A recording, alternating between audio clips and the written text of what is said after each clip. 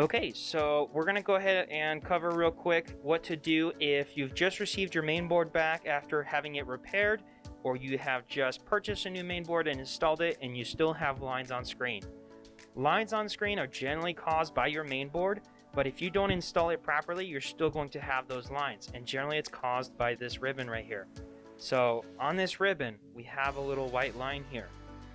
Often if you go ahead and connect it, as soon as you meet resistance, you should stop. Right now my white line is still visible and is not hidden underneath the connector. If I close the latch and boot up the TV right now, it should work and should give me a proper picture. Now the issue we often see is if I try, I can actually push the connector further in. This line is now hidden underneath the connector. When you do this, it actually pushes the ribbon too far in, and when you close the latch, it won't apply pressure properly on the ribbon and it won't make contact properly internally. So go ahead and mess around with this ribbon if you ever see any lines on screen after it's been repaired or after you've replaced this mainboard.